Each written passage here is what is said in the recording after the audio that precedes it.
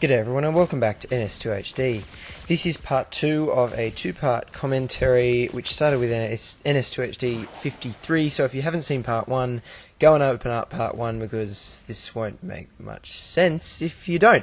The last thing we saw was me running past all those hydras at Marine Spawn. Those hydras are causing a little bit of lag, that's what hydras do at the moment. Here I've run into base through the rear door and I have found some Marines humping the armory and I was able to take one down, so I'm really happy about that. I'd run in about 5 times and hadn't killed a Marine, but now I've killed a Marine, so I am pretty happy with myself. But unfortunately it's not really going to help.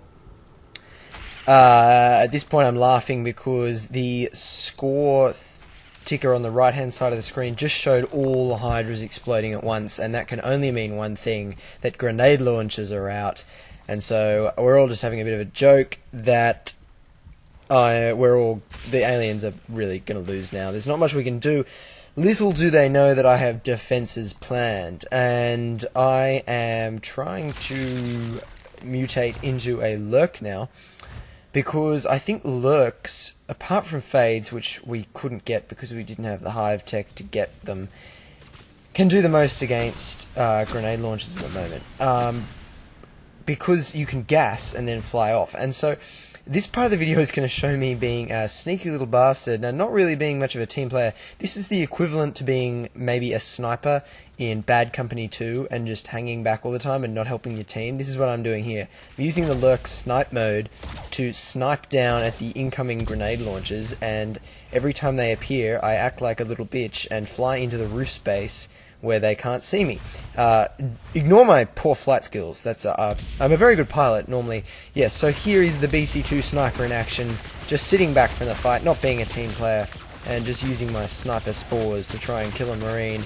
And at some point I will switch to gas, because that is actually a valid tactic as a lurk. You should gas from places when your teammate skulks are fighting, because that will help them. Taking that Marine down by just that little bit of damage can really help.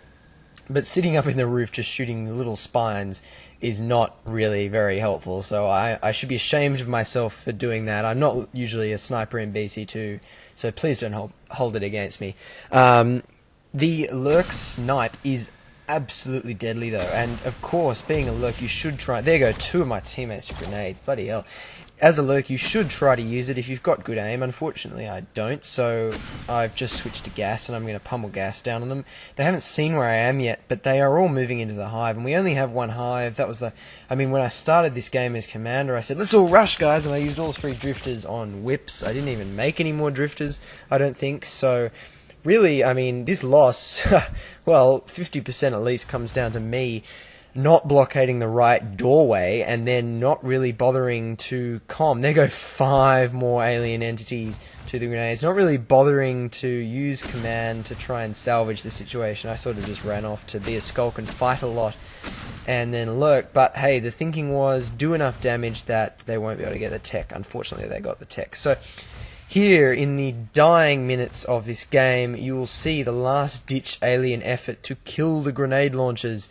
Luckily, in the hive room, there are a lot of hidey holes like this one. This is a great hidey place for lurks at the moment. Not everyone's figured it out. I'm sure they will very quickly and just start lobbing grenades up there when they come in.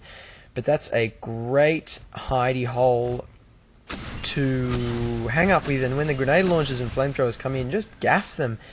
And they won't know where you are, and eventually they'll take damage and they will slowly start to die.